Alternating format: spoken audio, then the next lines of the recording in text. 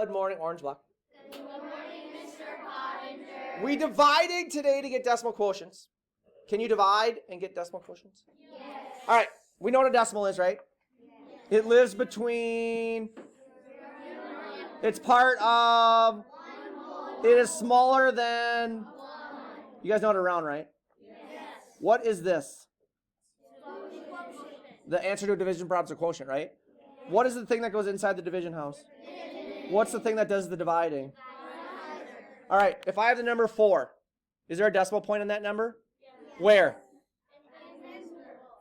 Could I add it like that? Is this still the number 4? Could I just add as many zeros as I want? If I have the number 32 hundredths, is this the same? Is that still the same? So I could just keep adding zeros forever and it's still going to be the same as 32 hundredths, right? Okay, so that's what this is telling me. We can add as many zeros as we want after the end of a number and it's not going to change the value. Got it? All right, so when doing division problems, we had 57 divided by 2.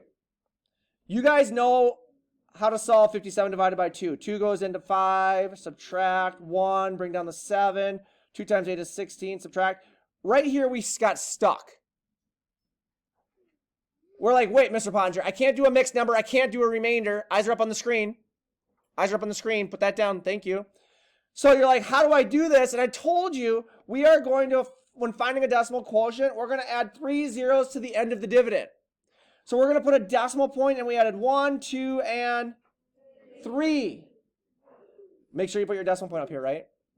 Now, we had our 1 as a remainder. Now we have a 0 we can bring down, right? Does 2 go into 10? How many times? What's 2 times 5? What's left over when I subtract? I'm done. I have no more remainder. I don't have to do anything else. My answer is 28 and 5/10, right? Here's another example. I had 1 left over as a remainder, so I had to add my decimal point and 3 zeros. Ended up getting 580 and 1/10, right? Check this guy out right here. This guy, we used all 3 of our zeros. See how we brought all 3 of them down?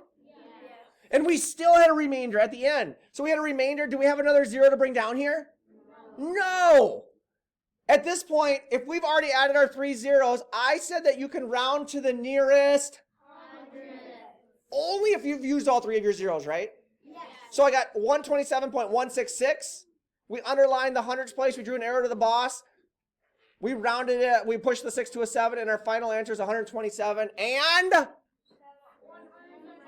170 thousandths. Does this all make sense?